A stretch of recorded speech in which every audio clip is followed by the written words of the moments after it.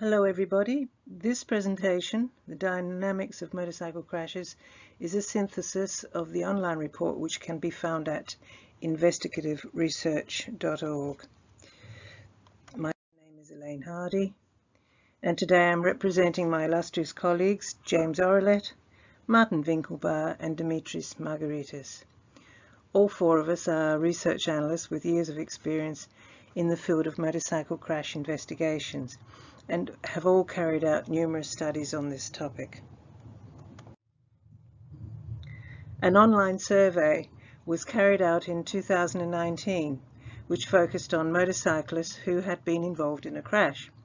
The survey was disseminated throughout Europe, the USA, Canada, Asia, Australia and South America in order to get as much of a global response as possible. A sample of 1,578 motorcycle riders from 30 different countries answered a questionnaire, which covered 39 questions. Particular focus was put on questions most relevant to motorcycles, like the use of protective equipment and assistance systems, in particular ABS. As highlighted, over half of the responses were under 45 years of age, and female riders only made up 8% of all the respondents. There were 106 pillion riders, and most were adults and female, which were in total 81%. The type of license held by the riders at the time of the crash indicated that 85.4% held a full license, equal to an A license in Europe, while 5.5% held an A2 license or provisional license, and 2.8% held an A1 license. 84% of riders reported living in EU countries, 6% in the USA or Canada, and 8% in Australia. Riders with full licenses represented 86% of respondents. 91% of the respondents were male, with a median age of 44. The largest age group was in the 45 to 54 age range. Only 1 in 40 said they had been riding less than a year, while 5% said they had been riding over 40 years consecutively. 59% of riders wore full-face helmets, while 28% wore modular or flip-up helmets, 9% wore open-face helmets. Protective clothing was observed in the majority of riders, from 95% use for gloves through to jackets and trousers with armour, equal to 88% and 67% respectively. 85% wore riding boots. About 1/4 of the riders wore some form of reflective clothing or stripes.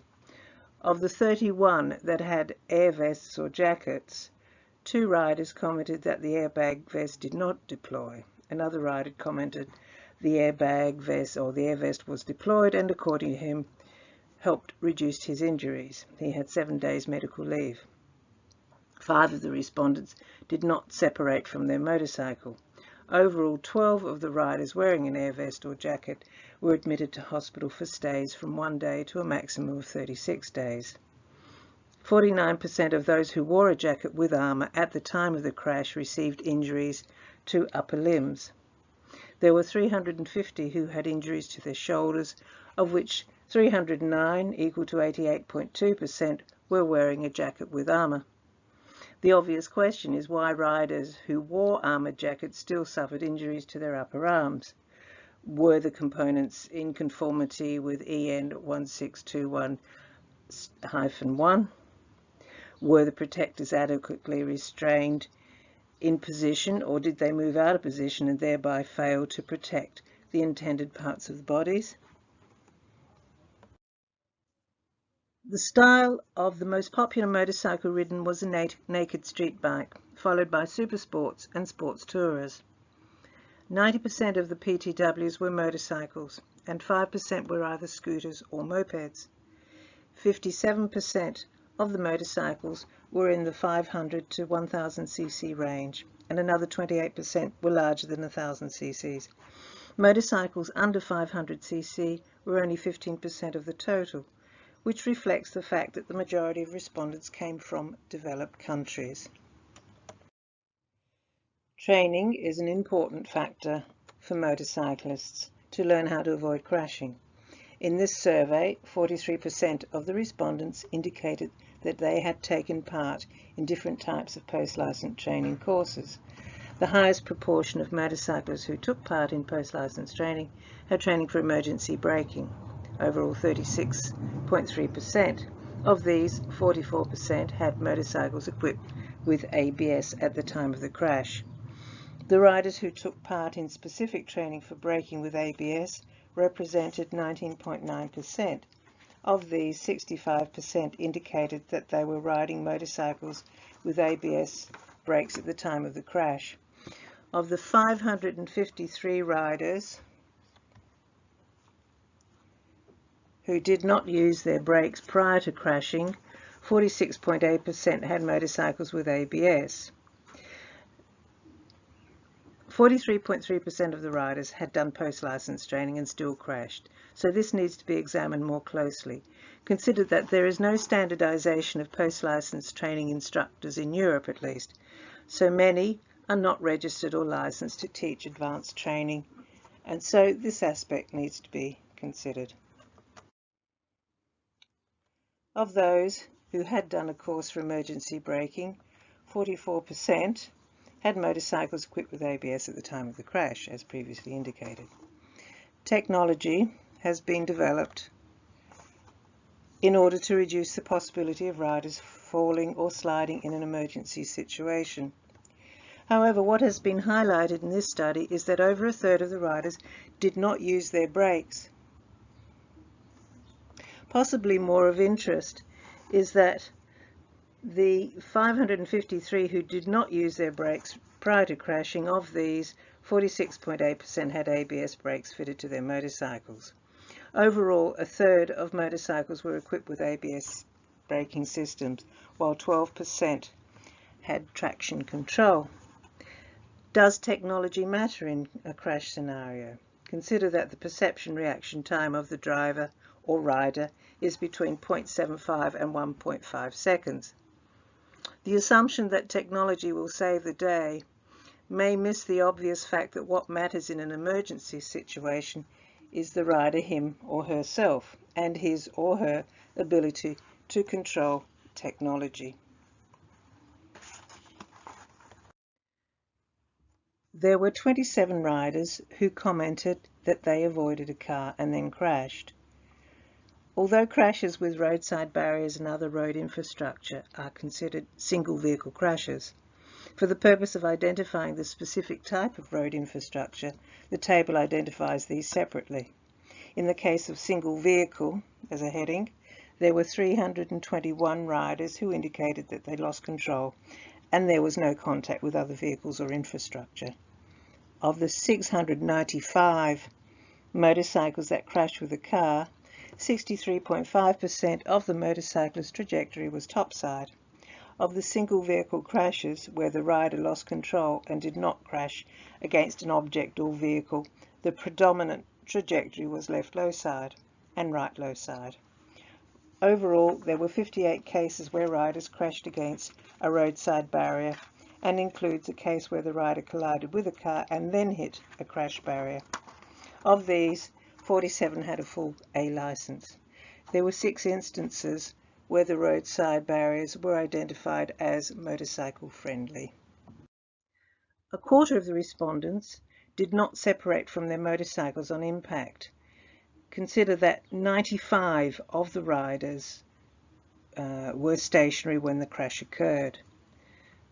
The trajectory or post-crash motion of the riders indicate that the left low side, 19.8%, was the direction of the highest proportion of riders, followed by top side over the front of the handlebars with 18.3% and right low side with 15.5%. The interest in determining the post-crash motion is an important point of discussion with regards to advanced anti-lock braking systems. The purpose of ABS is to limit the opportunity of sliding and to bring the motorcycle to a safe and controlled stop. However, if the function of ABS is to keep the motorcycle upright, then in a crash scenario, it is assumed that the propensity would be for the rider to travel topside, that is, over the front of the handlebars. As indicated in the table above, the biggest proportion of the position of impact was frontal, 15.4%, with 10.1% lateral left side and 12.4% lateral right side. This is followed by those motorcycles that were rear-ended, 9%.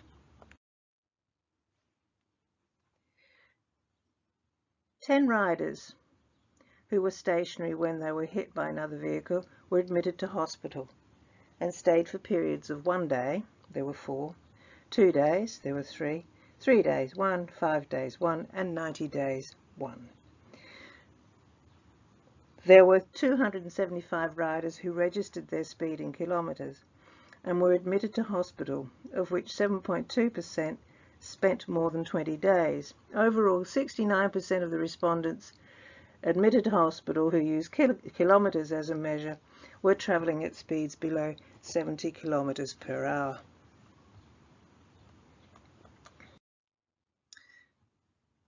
Apologies for the fine print, but it's the only way I could put this in.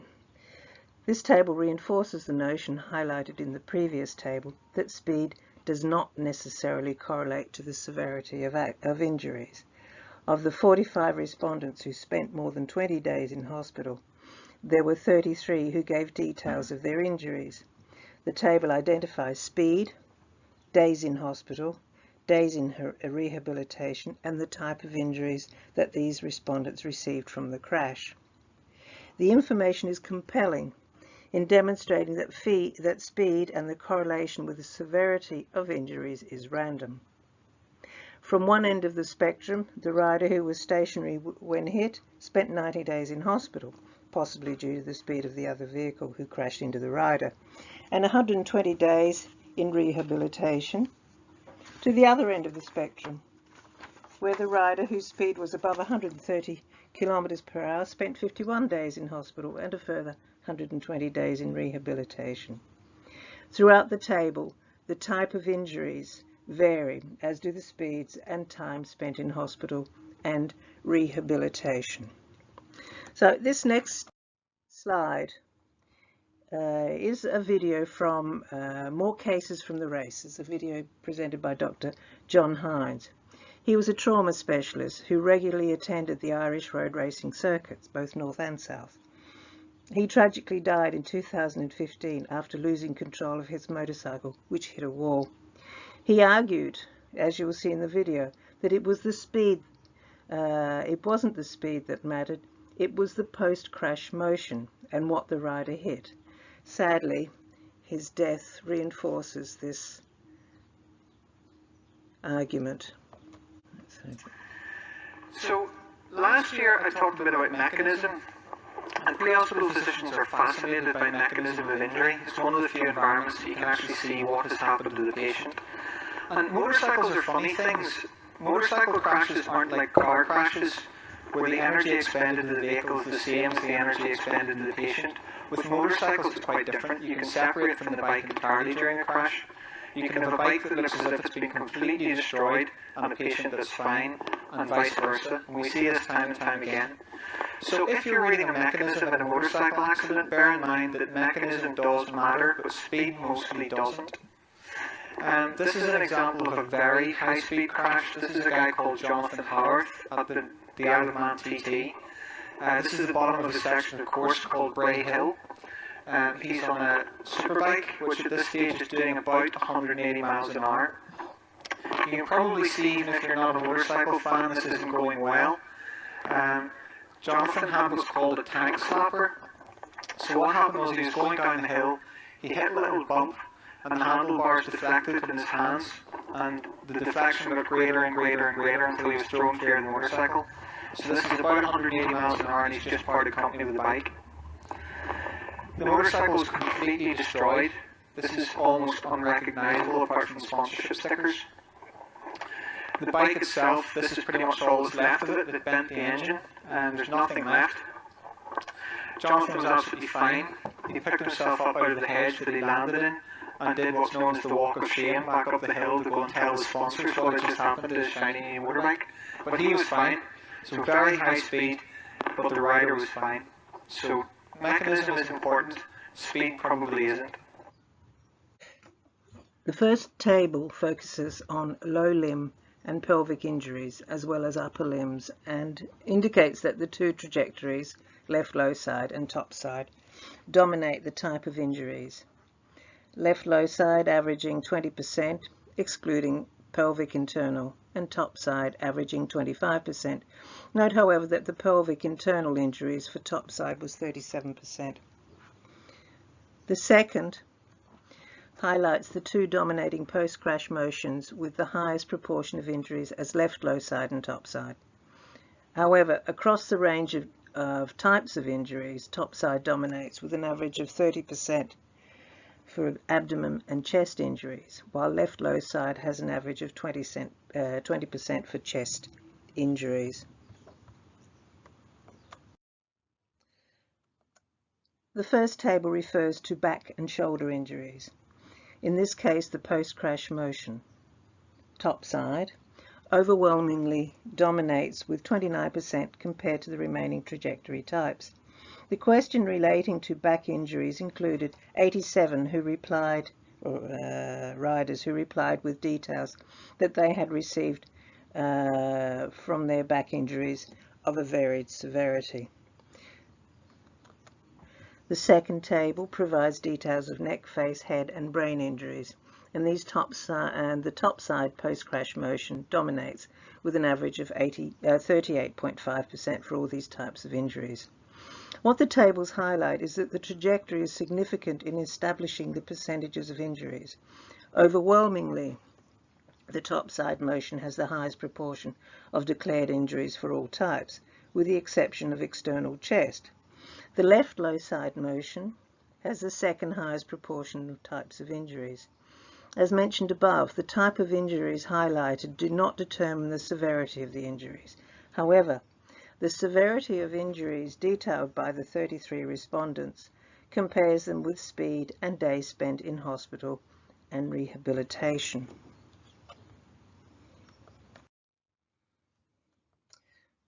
A total of 288 riders stated that their trajectory was top side, compared to 313 left low side, while 232 whose post-crash motion was top side stated they were injured, compared to 206 left low side. Overall, 95 top side were admitted to hospital,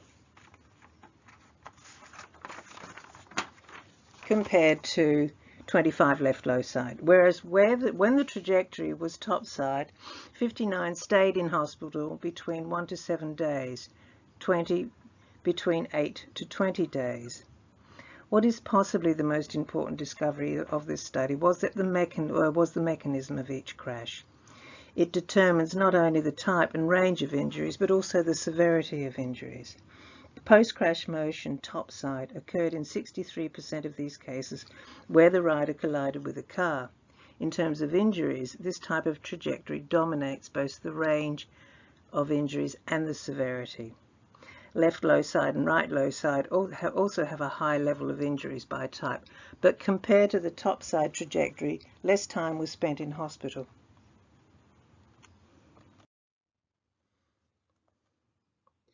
Technology on motorcycles has the purpose of aiding the rider to control the motorcycle in order to be able to accelerate, ride, lean and stop. As the findings of this report demonstrate, over a third of the respondents did not use their brakes prior to crashing, and of these, 46.8% had ABS brakes fitted. These riders who took part in specific training for braking with ABS represented 19.9%. Of these, 65% indicated that they were riding motorcycles with ABS at the time of the crash. 7% of the riders did not know whether they used their brakes or not. We did ask the riders who had bikes with ABS about their brakes, but we didn't ask them whether the ABS actually activated. However, from a previous study carried out by myself in 2015 in the UK and Ireland, 24.5% replied that the system had activated. The findings from this study has provided evidence that the speed of the motorcycle when it crashes with another vehicle, road infrastructure, or an object or animal does not necessarily determine the severity of the injuries of the motorcycle. However, the data indicate that the higher the speed, the higher the propensity to crash. Thus, preparation, awareness, and riding within the legal speed limits is relevant in terms of crash avoidance. More important is that, as this study suggests, topside, or over the front of the motorcycle, is the trajectory that causes the highest level of injuries. And this needs to be a focus of attention by industry, analysts, and those who wish to reduce motorcycle injuries and crashes.